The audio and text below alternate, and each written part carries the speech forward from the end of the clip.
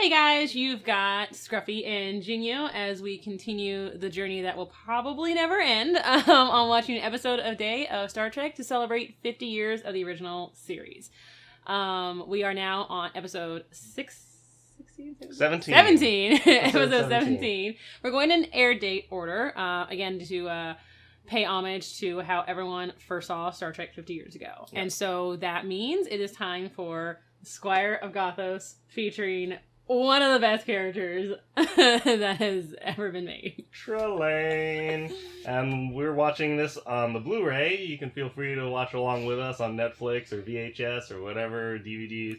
We're doing the normal versions. Right, with the classic None of that effects. CG stuff. Exactly. Yeah. And we're starting it right now. I love me some Trelane. It's a fun character. Mm-hmm.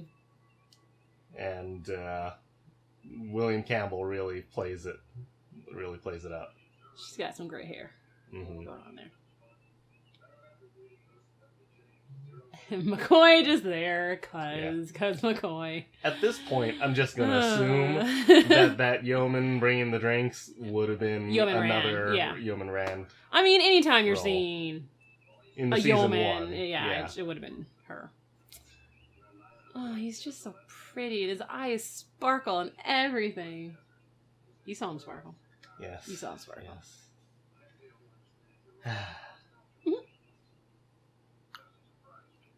What do you want, those coffee cups? Yeah.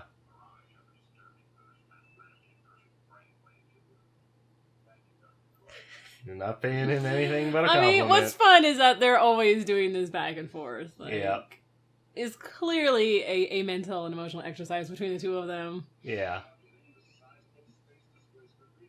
Uh-oh. A space displacement. As in, there should be nothing there. But there's something. Also, how is it the future and there's no place to put your damn coffee cup? It's on the control panel. Cup holders. It's on the control panel. The frequency with which they're thrown around the bridge because there's not seatbelts by itself seems like you oughta... If you're not going to have lids on it... put it on the ground or something. Because people have, little plastic lids on their coffee cups even in the 20th century. Yeah. It's dangerous out in space, and this is why. Risk is their business. Yeah. To get scalding hot coffee on your pants. Yeah. See, for her, it's just ended at a huge angle. It's like they don't even care about their equipment. Oh, what's happening? What is Sulu? going on with Sulu? Holy crap! Yeah, he just... Oh, no! I love how they all follow with doing the same action of I kind of have a headache, and then boom, pop, they're gone. A little dizzy, and then suddenly... Yeah. Like your that. helmsman and your captain just done off and blinked out of these Enterprise there. Frightening. And they're just like, well, that's gonna be your problem.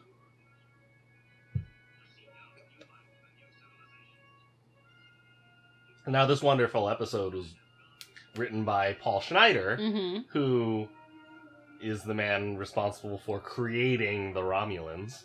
Aha. Who gave us the wonderful episode, Balance of Terror. So he's just really good at writing scripts. Yeah, he's got a couple of greats under his belt. Still no one else involved in the opening credits at this point.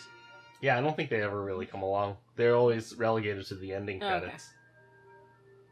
Okay. At least now we've got a decent-looking planet. Yeah. You Not know? that, let's just do the green gradient, whatever. Exactly.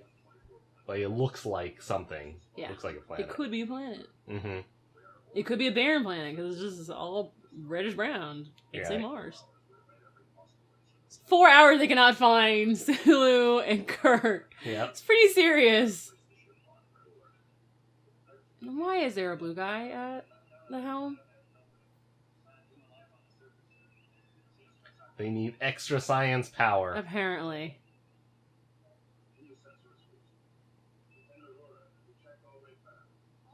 They're always kind of fast and loose in terms of who was at taking the helm or navigation when someone wasn't there, even though it should be someone in yellow because that's command division. Those are the people that are, if they're not going the captain route, are learning to be a pilot or a navigator or something. Right. Like, first officer, I expect you to kind of know all the things. Yeah. Like, regardless of the division track you're going. But here, it's like, why is that guy there? Mm-hmm. And Scotty's just there because it's serious business going on.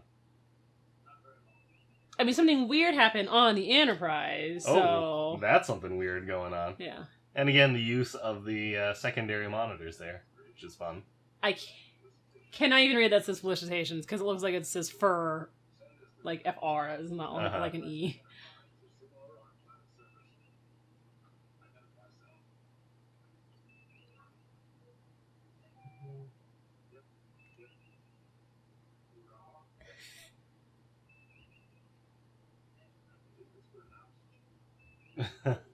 Yeah.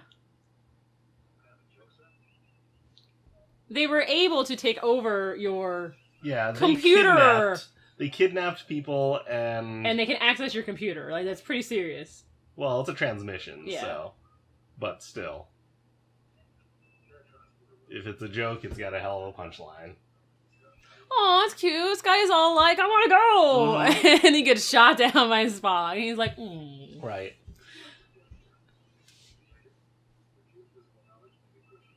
But seriously, I mean, we kind of do need Scotty there to be able to transport people up. Who apparently can just be, like, pulled off the ship. Right. Should not be normal. So it already starts off the episode. See? You got proper yellow guys in place.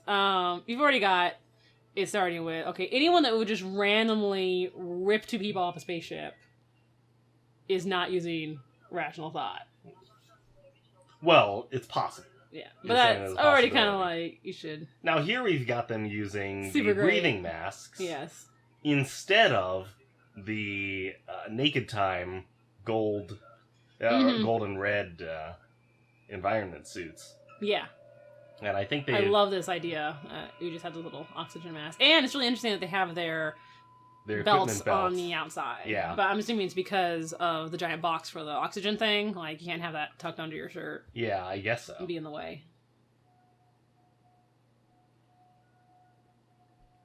So it's supposed to be barren, and yet there's this amazing sound stage with a green painted wall.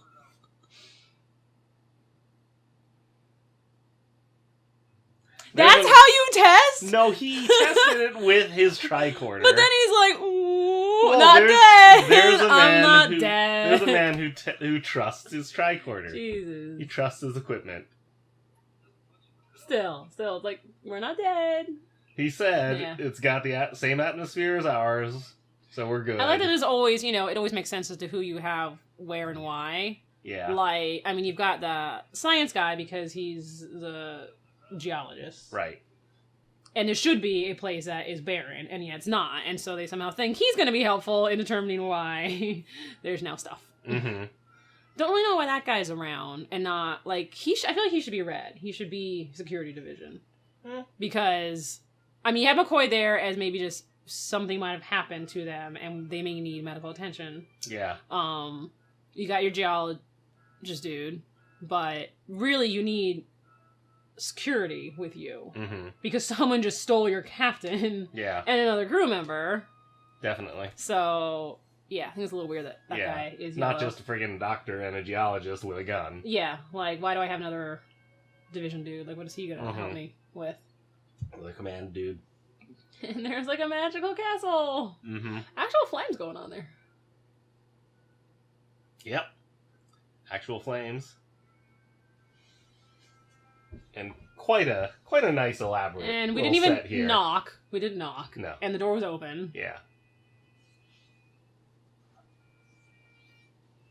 A lot of fire.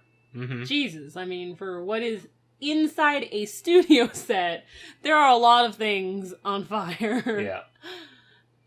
And everything's wood. But it's quite an elaborate setting. Oh, it's gorgeous. I mean, they ransacked the props department and filled it up. I mean, watch this.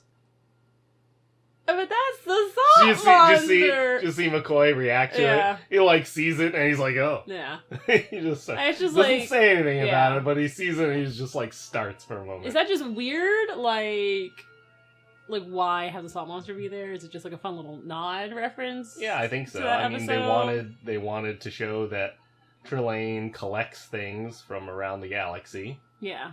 And I mean, it's had been really fun to design as a set designer to be, you know, you have that kind of little character background and the space you're supposed to go into. Yeah, you're really fleshing out his personality. And I like the fact that McCoy didn't just sort of let it pass, you know? He actually reacts to the salt monster because it's an important story for him. Door closes and here's this dashingly dressed individual. Mm-hmm. Playing what back then would have been called like a harpsichord, I think. Yes. And I love that there's other alien-looking taxidermy on the wall. Yes. Like what was behind Kirk and Sulu, and actually there's like a little weird-looking little thing someone made. Like they actually made effort to make it look like there were other aliens, not just let's take like a boar's head and a lion's head or something and put them on there.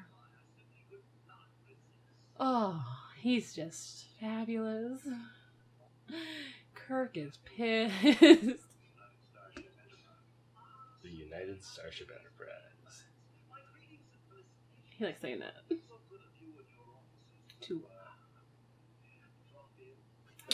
I say drop in because I totally stuck you. He's so amused by himself. Kirk is not. Those fabulous pants. I'm dead.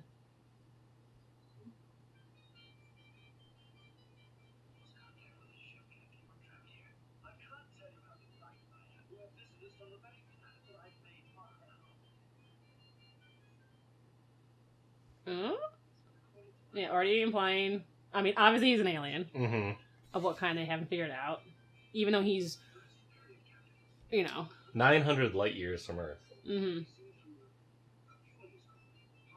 So the first kind of idea we have of this, that someone is looking at Earth, but because it takes so long for... You've been looking in on the doings 900 years past. You were like... So at this point, because this is like 18th century. Yeah, I know. At this point, they haven't really decided how far in the future Star Trek is. Apparently. So we're looking at like, it's 27th century. Mm-hmm. I mean, later, we basically settle on them being, like, 23rd century. Yeah. But at this point, they're still, they were like 900 years! It's like, wait, what? But I love it. I love it. I was like, oops. I didn't realize I was 900 years out of date right now. Mm-hmm. So he is, like, so into, like, it's all about battles and war and like battleships and men fighting. Napoleonic and yet now he's met with people he thinks are going to be like fun to interact with, and they're like pacifists, and he was like, "You're shitting me, right?" Yeah, what? He's like, "I didn't realize you had the ability to be out here." Well, they didn't. Mm-hmm. In how you're able to view us. Yeah.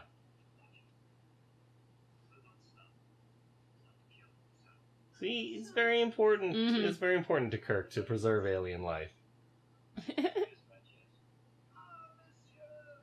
Like, just because I have French background does not mean... Long live glory, long live Napoleon. I know French, dude. Yeah. For now.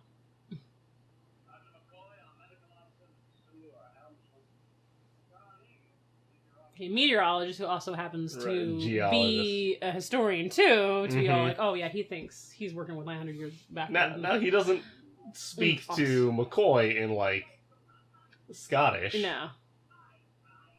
Just working with French and German. Well, how like he thinks he's sneaking up on a guy who is looking at a giant mirror. Yeah. Giant mirror right there. How did this guy got on the command track? I don't even know. Aww. This Sal. Yeah, he's like really bad at his job.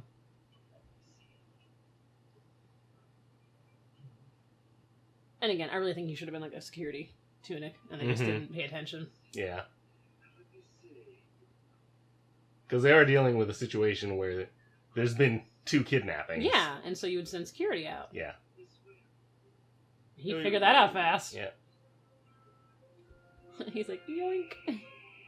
Disintegrated. Come on! That was the last one, presumably! Or one from earlier. It was already dead. Let me just destroy all my own stuff. Yeah. What does he care? It's true.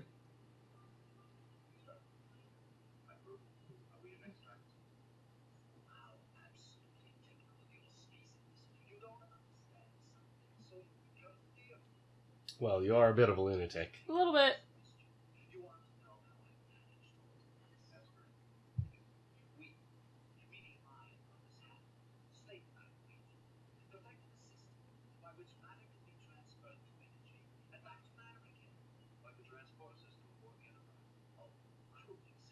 Oh, come on. Sure.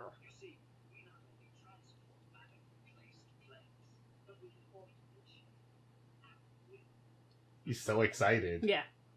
I can just do whatever I want. Basically. Yeah.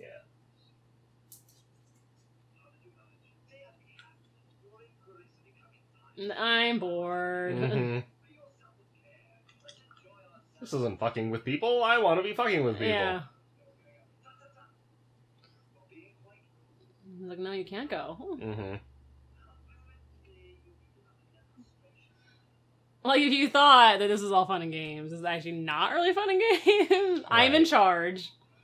And I'm telling you what to do. And that's horrible. Yeah, you kicked him out. Into what is the actual atmosphere of that planet. Right. Which is Could no have vacation. Killed him. Mm-hmm.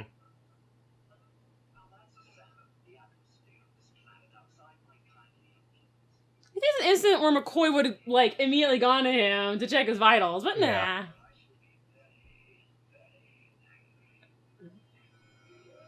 Okay, so you have to satisfy the lunatic. Yes.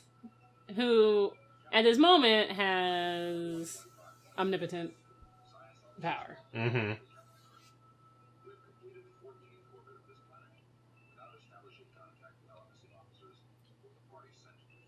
Spock writing things on his pad with his chopstick. Yes. Silver chopstick. Silver and red chopstick. Mm-hmm.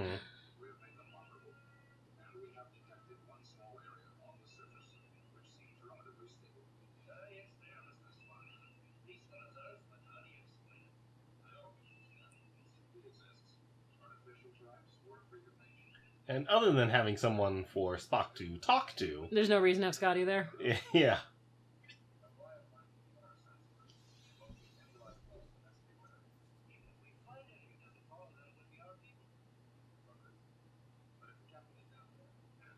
If he's gonna be down there, he's gotta be in that place. Or he's dead. Because it's just like the Galileo 7 episode. Yeah. If they're gonna be alive, they're gonna be on that one planet that can survive light. That's all we've got. Mm-hmm. Scotty's unimpressed, man. Yeah.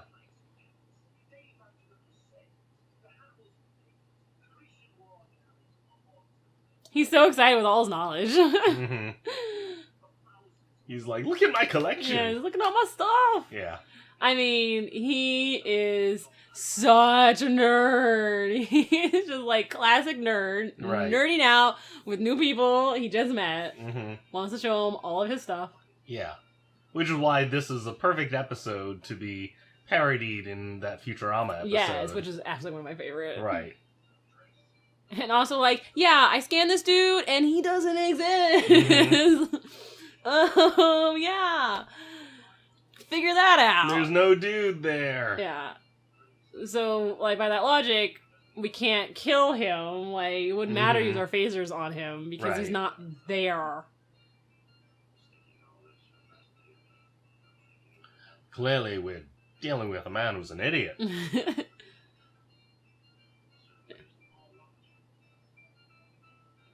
Which is interesting because, I mean, obviously you've got this amazingly powerful being that thinks it knows everything, but it obviously doesn't. Because if it did, it would understand that it was looking like 900 years into the past, basically.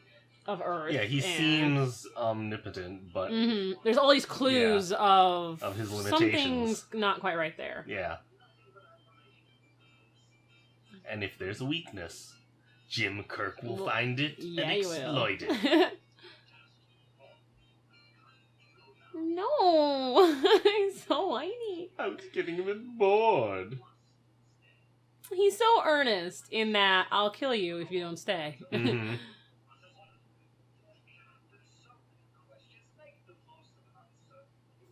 What does that mean? Yeah, really.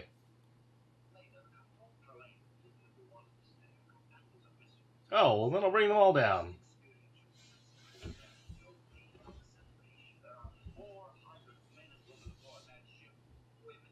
Oh, God. Oh. Maybe you shouldn't have mentioned that. Mm-hmm. He's like, oh, I've read about those. Mm-hmm. Well, coincidentally, yes. But... Kinda. Oh. Oh. Because he protects his crew. Yeah.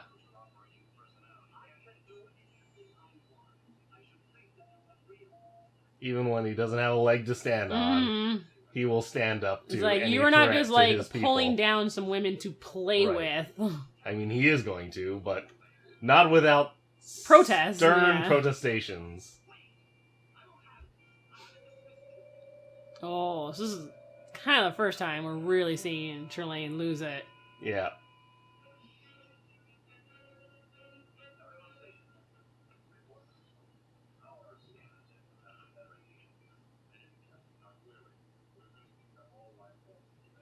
And since Trelane's not a life form, Yep. that McCoy already checked that out, so he didn't come up. Yep. Okay, let's get the fuck out of here. Right. Why is there a red dude? Like, why would it be Scotty? Yeah. That's Mr. Leslie. Or Uhura. Yeah. Like, there's no... That's Mr. Leslie, played by another one of the regular extras on the show, named Eddie Paskey. And although he's not the one who's been on the most episodes, he's been on 57 episodes. Hello. He got even better. Now there's a cape. Nice.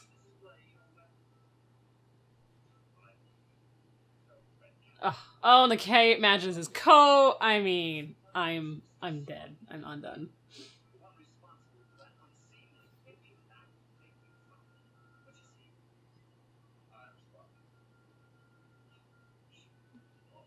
It wasn't like, that's me. It's just, I am Spock. Yeah. But they're... That's like a really awesome threat. You're right. I think that is. It's like, I will fuck you up if that's what you're asking. But I don't like him. I love the way he delivers that line. Yes.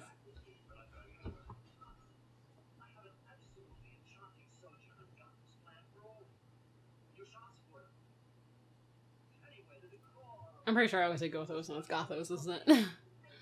Oh, how did that happen? Oh, he's freaking out. Yeah. He's like, oh, God. We were just back on the ship. Oh, yes. Oh. So, I'm just saying, it would be a great game at a convention or any Trekkie's birthday party if someone was dressed like Trelane and it's basically red light, green light with the person who's Trelane. He just freeze. I can see it.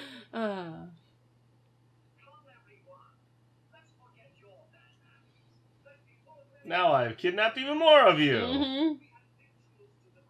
Got two ladies and Spock. Yep.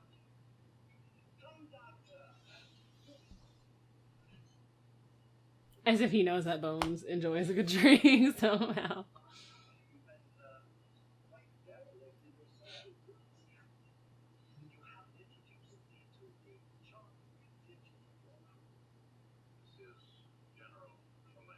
Retired. Yeah.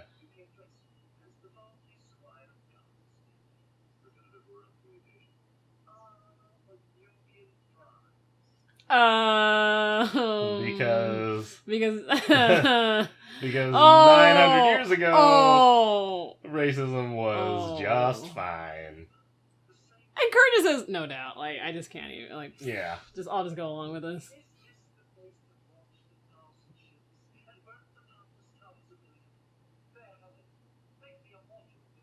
Nope, don't touch. Now, although Star Trek has had a great relationship with Shakespeare, that was actually a quote from Dr. Faustus by Christopher Marlowe, a buddy of Shakespeare's. Ooh. And yet Kirk has done nothing but challenge him this entire time, and he's just all like, "You're so funny," but like he takes immediate. I don't like him. Yeah, he takes immediate offense to Spock. Just not okay with him. Yeah. I don't know if you can just automatically read but this. But he does kind of find him amusing. I don't know if it's just because he just reads it as someone who doesn't enjoy fun, doesn't know what fun is. I think that's what it is. It's like, you're not going to be entertaining. You're just going to be dull. Also, I just gave you the power to play, which is a little bit terrifying. Or I'm controlling you. And you shouldn't be happy about this. She's like, woo! And it's like, no. The dude just... Yeah, that's creepy. Forced inability on you. Yeah. And now, given that one the ability to know his particular dance, Sulu is done. It's just a simple waltz. Sulu is done. Yeah.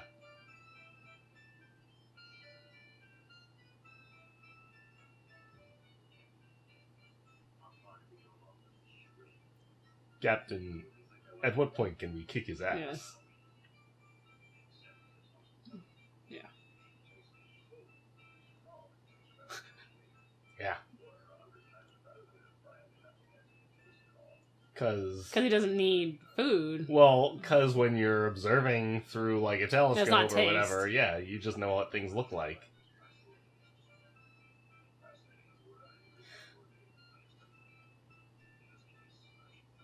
Interesting. Aww. So it's not even fascinating.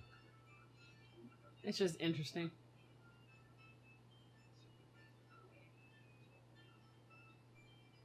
Yeah. He's observed. Yeah. So, not by any means. I'm not surprised by any of this. I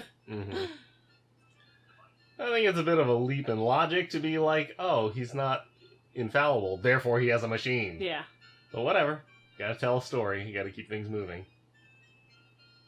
It's like, why is McCoy even still holding Thank the you, drink I was gonna ask. if it tastes that bad? It tastes awful. It tastes worse than water, apparently. But I'm just gonna keep holding it. Yeah.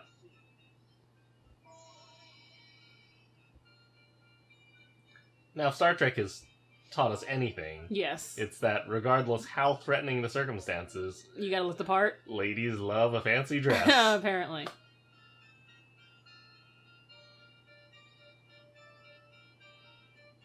Uhura is fine with this. I think at some point I would be screaming because I don't want to play. Maybe she does want to play. Yes. Apparently she was like, I am so into having this talent now. Uh-huh.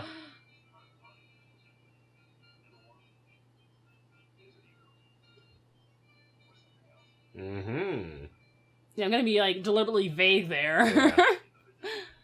Spock's like, I don't really get ego as an emotion, but I do get needing to be near your tools. Yes.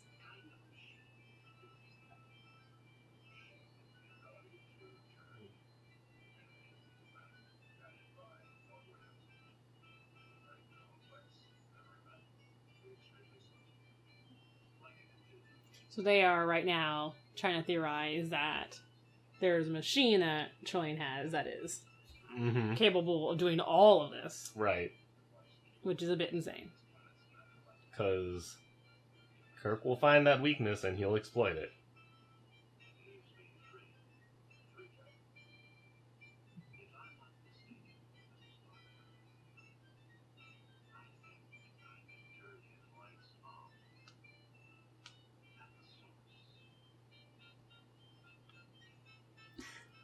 Alligator on I know. the wall is awesome. I'm gonna start by just totally up dissing him. Insulted you. Holy crap.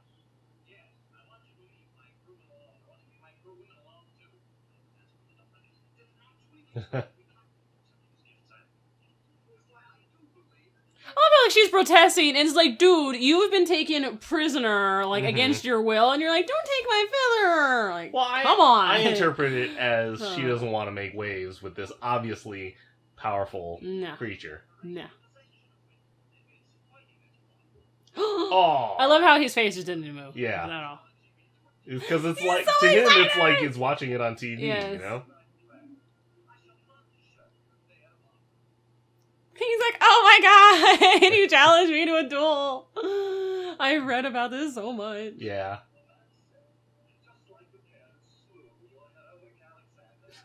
Hamilton. His name is Alexander Hamilton. Currently extremely relevant. Yes, exactly. That's relevant to everybody's interests now. That's really funny. Yeah.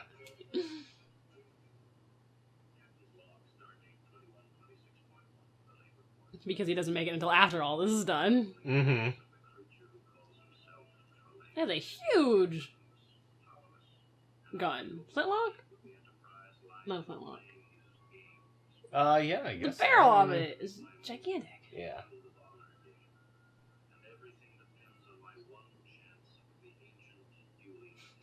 Ancient dueling pistol. Fine, make it sound old. Mm-hmm.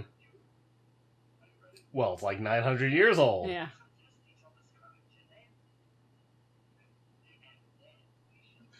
Like, I got a lot of shit planned. You don't even know. He's so excited. And then there will be a pony? And then there will be a clown? That's not how it works. In my rules. Yeah, please don't shoot Spock.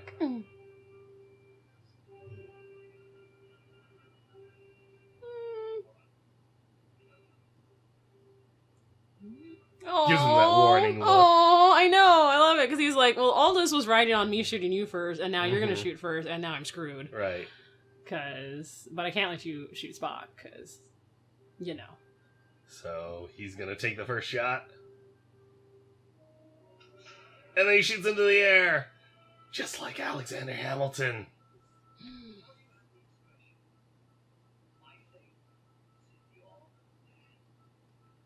So I guess that means that Captain Kirk is Aaron Burr. Apparently. But he's like, But he's not going to play by Shirlane's script. No. Yeah. Oh, nose! And it made the wonky noise. Yeah. This little, like, whistle. Yeah, exactly. Yeah. Doing everything. Kind of point. Bloop. Beam us up now, please. Now. Beam us up now. Hello? Yeah.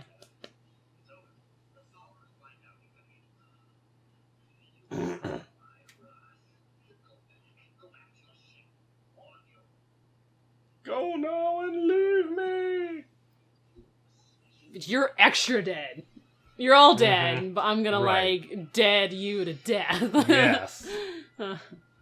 Oh, we didn't know he had that ability. Although, obviously... Right. I thought I zapped all his powers. Thinking Apparently, that he could only pull. pull us from the Enterprise and do all this stuff because the machine was making him do it, and since he just vanished, but there's we might be boned. Clearly more to him. But she's still in her dress. Yes. She doesn't have time to change. Apparently not. It's an emergency situation.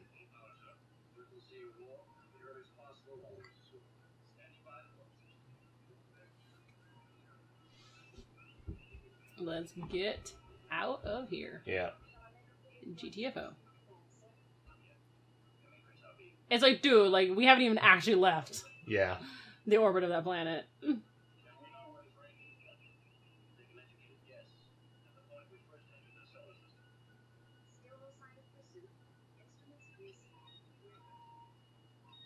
I'm pretty sure she's just having fun wearing that. Yeah, I know.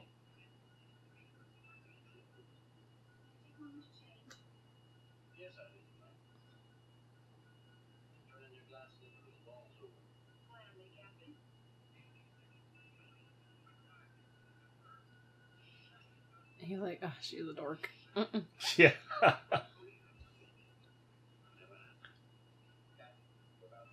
He's like, so weird. But I'm glad that episode is over. But it's not. But it's not! Because the planet they just left is now boinking in front of them. Right. Like a freaking ping pong ball. Or Yeah. Oh, well, somehow you can see through it to see the stars moving. I mean, it's basically like that spinning cube from the... He can just move his planet wherever he wants to be in front of them. Yeah. Come back around! You cannot escape it. No.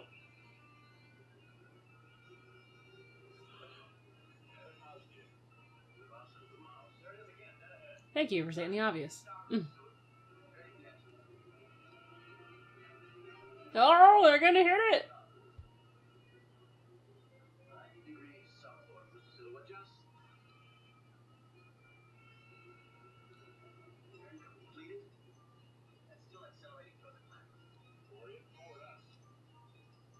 Or both of you towards each other. All we know is you cannot get away from it. Right. So you kind of have no choice but to deal with it at the source. We gotta go back. Yeah.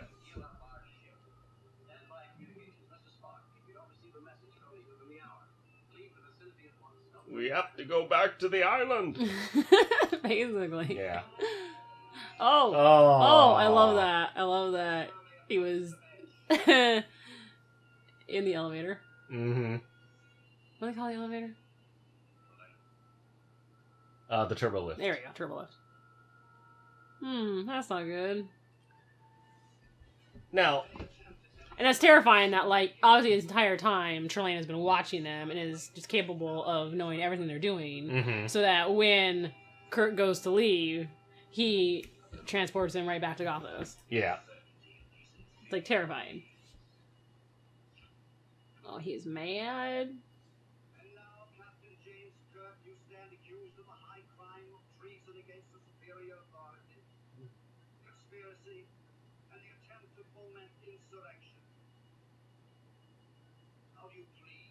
There's some clear parallels between Trelane and Q. Especially in the first episode, we meet Q, where he puts the crew of the Enterprise on trial for all of humanity's crimes. Yeah. You have this all-powerful being that is capable of treating humans and other similar life forms as freaking playthings. Right. And there's some non-canonical speculation or imagining that Trelane is a member of the Q continuum. Although, as I say, it's non-canonical. Yeah. But I'm assuming... I mean, can I assume that when they were creating the Q that this would have been an inspiration, the character of Trelane? It wouldn't surprise me. It wouldn't surprise me. I mean, there are certain themes that Roddenberry likes to come back to. You are dead, dead, dead. I mean, because this is the second time we've seen an alien race that has this kind of all-controlling ability. Because we had, the Thasians. Pretty sure that's what they were called, with Charlie X. Like, because they gave him powers for him to survive. Right. So the implication is that Thasians all have that ability.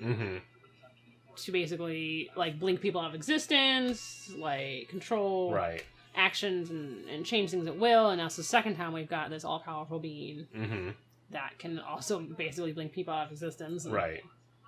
And to a certain degree, it's like, if we were to meet, if our Star Trek 23rd century selves were to meet a primitive society, might they not look at us? Like wizards, Yeah, at the same level. It's like they can do anything, they can disappear and reappear, and...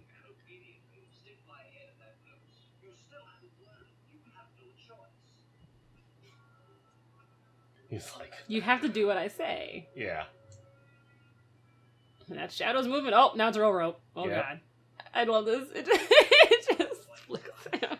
I like that he's got a joystick that's yes. a hangman. Mm-hmm.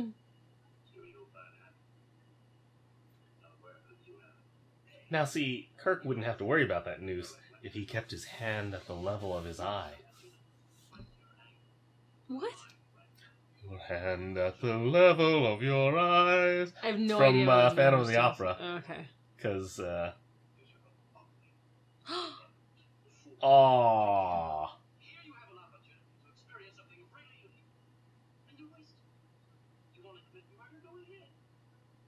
I mean, this is amazing how Kirk is literally talking himself out of the Hangsman's news. I mean, he's dealing with a being that could kill him in an instant. Clearly, it's like exhibited that power. Yeah. And he has noticed that he's been able to entice it with different like propositions and ideas. And here he's by making him think that he's inferior or you know, is lacking some experience in something. Well, he's realizing that he doesn't realize necessarily that Trelane is an immature child, but he realizes that he's got this destructive impulse and these control issues. Yeah. And he's basically leaning into it and being like, well, why do you want to execute me? That's boring. Would you rather murder me? Yeah. That'd be so much more interesting. Don't you want to fight it out? Mm-hmm.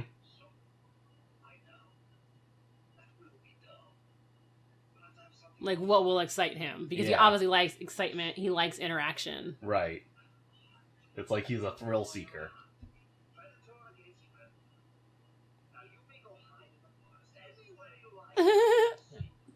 Best hide and seek ever.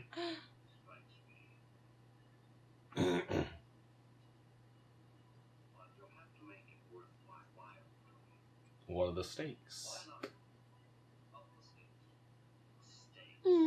Yeah.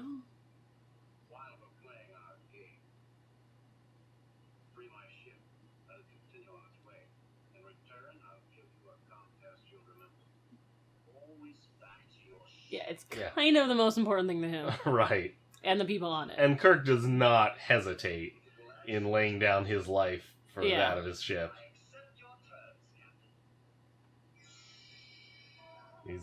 I love how he's got that look where, like, awesome, I won. Whatever happens to me, at least I fucking beat you, and I got my people free.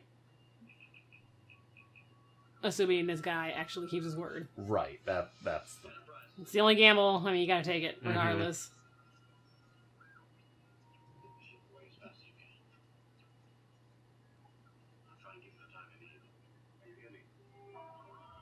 I was like, come swinging at you. Because the game is officially starting. Right. Trailing is just so freaking excited. Yeah.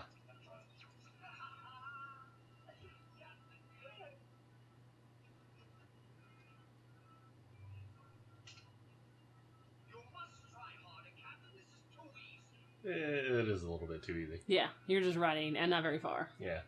Now, this part of the episode is inspired by the novel that was made into a movie called The Most Dangerous Game, which was about hunting the most dangerous game, which is mad. Right, exactly. It's a popular theme that's been redone in many TV shows and movies.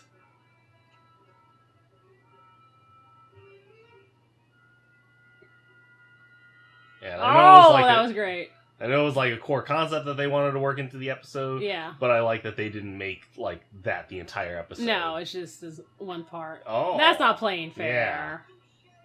What happened to Predator versus Predator? Yeah. So I'll just keep cheating. Yeah. Like, why did Kirk throw the sword away? That seemed dumb. He's powerless anyway. Yeah. I mean, this is all at Trelane's It's just whim. all a game. Yeah. And obviously the guy can just blink himself out. And... Right. Or blink Kirk's sword away or whatever he wants.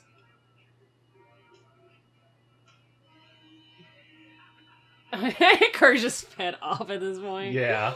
And Trelane's just into it. Whether he's winning, whether he's losing, he's just so excited. Because he knows ultimately he's in control. Yeah. It's just for funsies. Right. Now the door is locked, and he's just boned.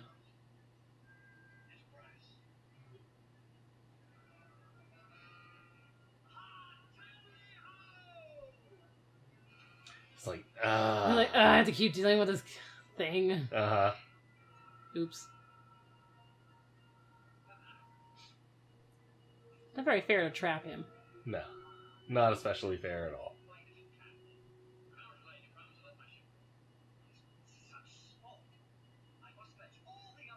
It's like, no. Now you're cheating. Yeah, exactly. And now Kirk is like, no, that's not cool at all. Mm-mm-mm.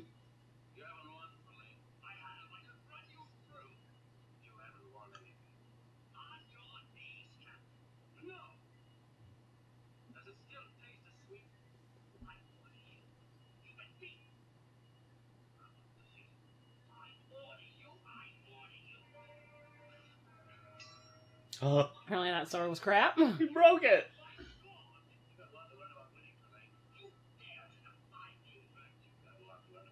And this is where it just all comes. Oh my god! Snap! Smacked it in the face. I just love this quick moment in Kirk's brain where he just realizes what's going on. Right. I mean, honestly, just how this episode ends, and if you're watching it for the first time and you're like, what? Right. It's like a mind blower. Are you kidding me? I think it's great that this actor has to perform to nothing, you know? Uh-huh. Like, there's nothing there, and he really sells it. Yeah, he does.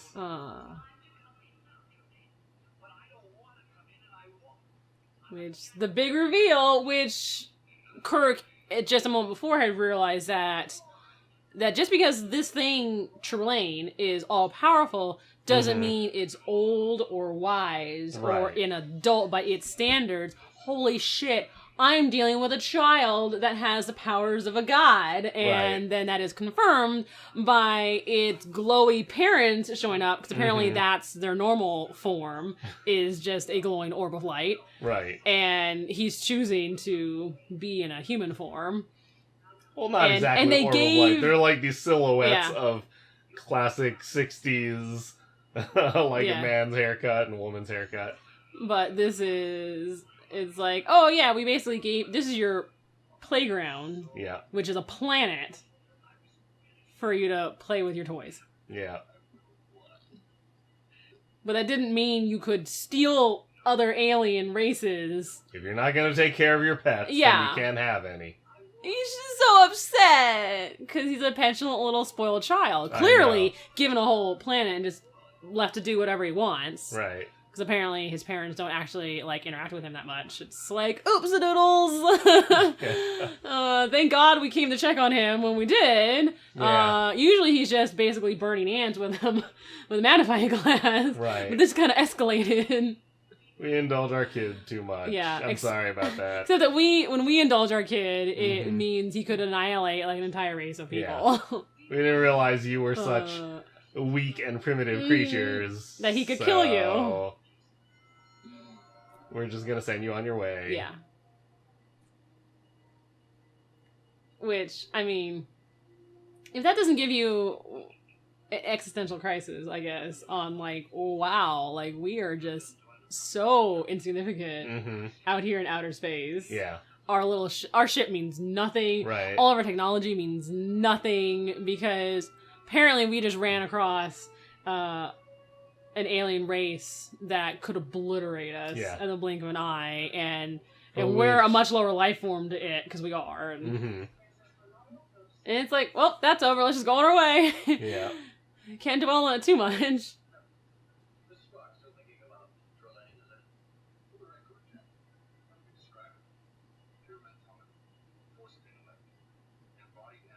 I mean, he is technically all those things. Yeah. But Kirk gives the best explanation.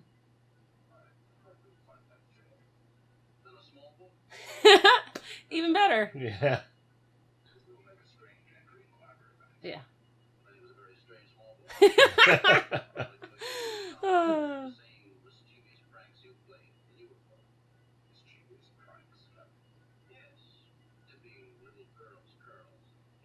because apparently they still had inkwells. Yeah.